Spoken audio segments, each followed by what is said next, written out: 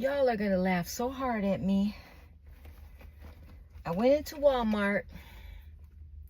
I had to get some snacks.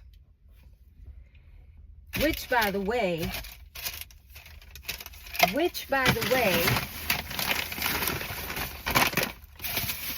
this little bitty baby bag of snacks, well, I have to count that I did buy some garbage bags. I got some of this, low salt,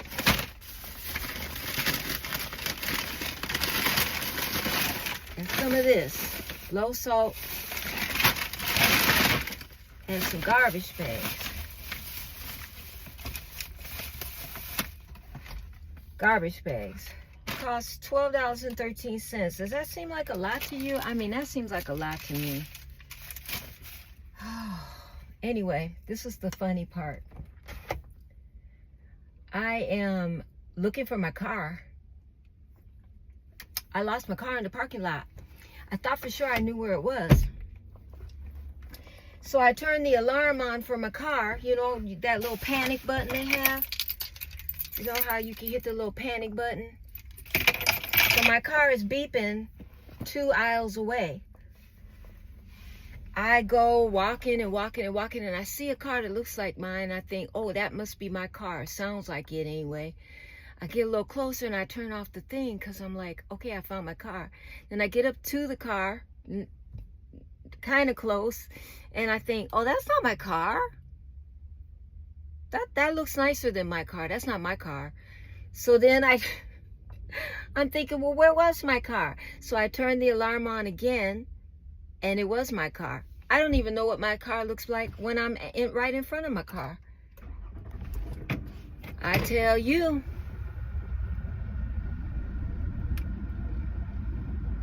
I better get it together with this car business. Oh, I should at least, I've had this car since 2018. I don't know what it looks like by now. The next car I get, I think I need to choose a really bright color like red or something like that. Make it a little bit easier for me to find it. Ladies thanking me for letting her cross. What have you all been up to? I did some sewing yesterday. I finished a shirt that I started in 2023. And I'm gonna make a little video about the shirt because I had some funny trials and tribulations in regards to that shirt. But I finished that up. And now I'm going to try something a little more complicated. I'm gaining my confidence. And I've been giving myself pep talks about going live. Oh, man. I'm going to go live. I think, I was going to go live last week. And then I went over to this little pond. And I was going to go live and show the pond with me talking in the background. Because I thought, okay, that's a good way to start going live, not being on camera. I get over to the pond, I park my car, I'm searching and searching, I can't find my phone. And I thought, oh man, I must have left my phone at home because I had ran an errand that morning and I had forgot to take my phone. So I thought, oh, I left the house without my phone again. So I go home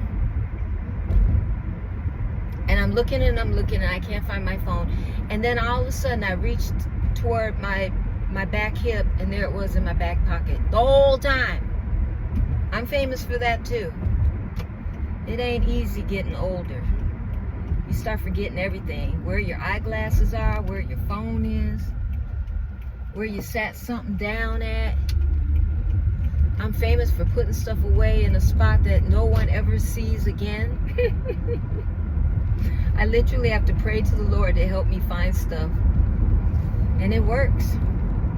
I usually find it after I pray for help. I'm like, the Lord is tired of me. He's got way more important things to be dealing with right now than my absent-minded losing everything. self. Oh well. I keep it interesting, I guess.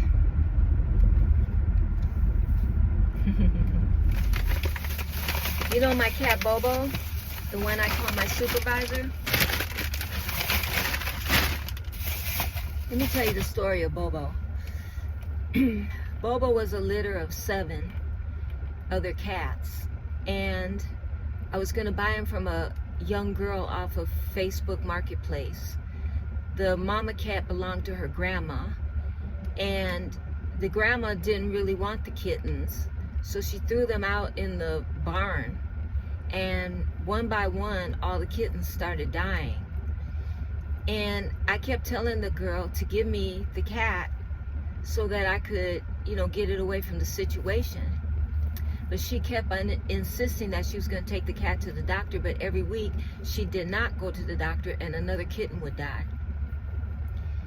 So I went to a cat rescue place because I wrote off that I was going to get the cat. I figured they're all going to die and I'm not going to get the cat. So I went to a cat rescue place and I adopted my other cat, Clyde, the orange and white one. And I was telling the cat rescue lady all about this little white kitten and how all the other kittens were dying. There were only 2 left at the time I told her the story. My Bobo and another little kitten.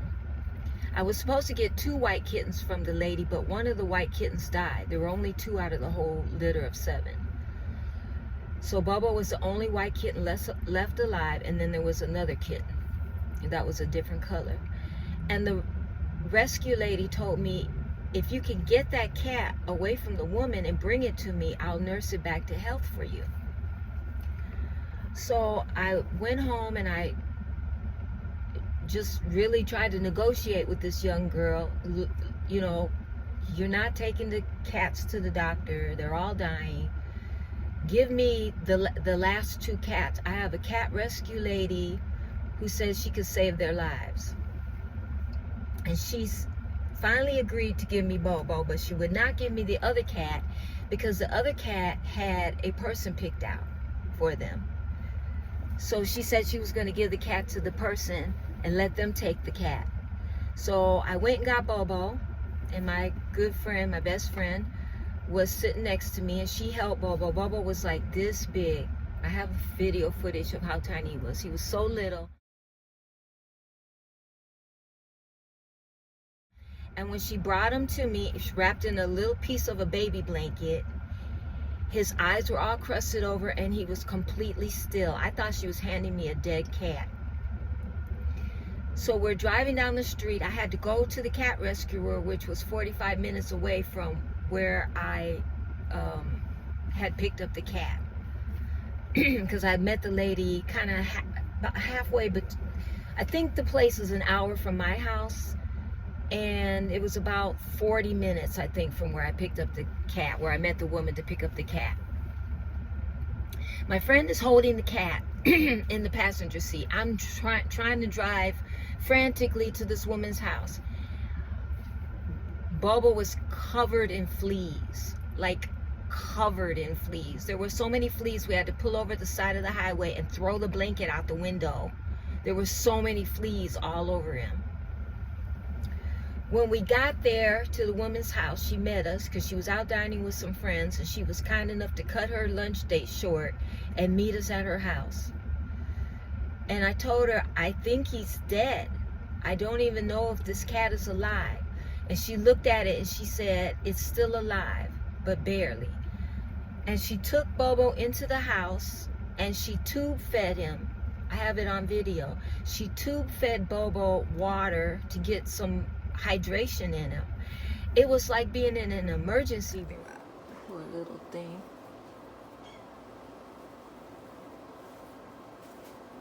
It's just unbelievable. I could never have the conscience to know the cat was going downhill like that and do nothing.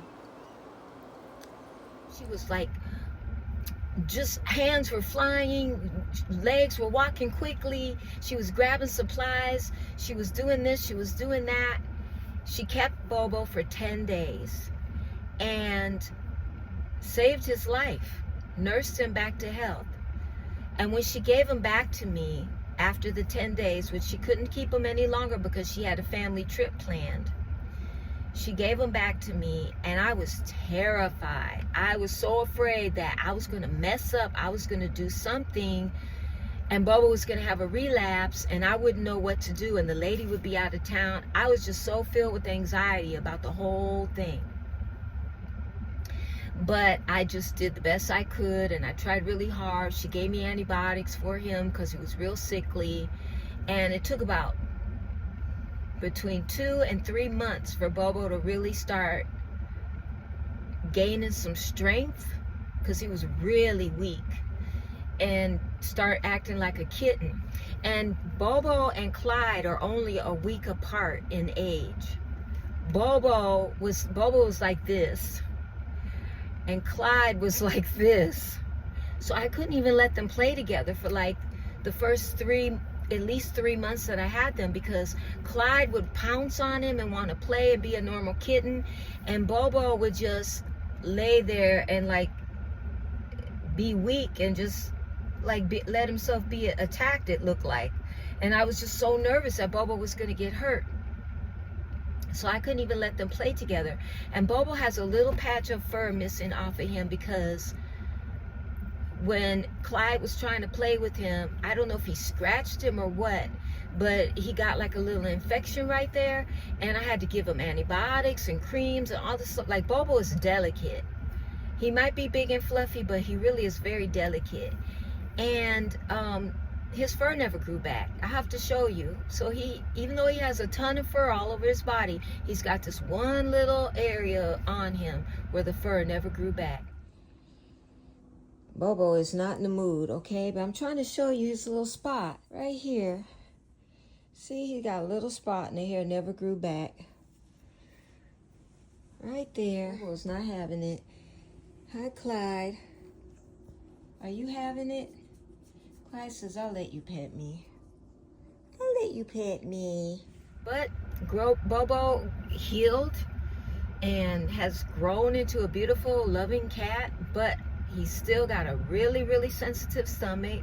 So I have to buy expensive food for Bobo. I can't buy the cheap stuff. Clyde will eat anything. He'll eat anything, and he has a cast iron stomach. But Bobo, he can't hold a lot of things down. He will vomit, and he gets sick real easy. He's had bad problems with being impacted, like constipated, impacted. I had to take him to the vet for that. He's had respiratory problems earlier on. He hasn't in the last couple years, and he just has recovered. Was it earlier this year? He just recovered from having bladder stones. And so Bobo is my special little baby. And but he's appointed himself my supervisor. In spite of all his health challenges, he's going to make sure I do right. Bobo's going to keep his eye on me and make sure I do right. And I keep my eye on Bobo and make sure he's all right too. So that is the story of Bobo the supervisor.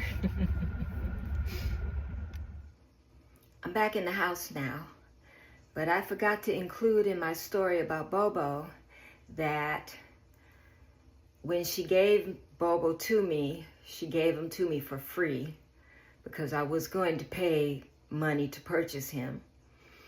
And also the other kitten was given to the lady who took that kitten to the vet, and they told her that it wouldn't be worth it to try to save the kitten, so she had it put down. So Bobo was truly blessed that I had met the cat rescue lady, Marie, and or Mary, I think she pronounces it Mary, but the spelling looks like Marie to me. And she saved his life. So anyway, that is the story of Bobo. I hope you enjoyed it. Be kind to yourself, be kind to others, especially in these difficult times we're in. And I'll see you on the next video. Thanks for watching. I appreciate it. Bye-bye.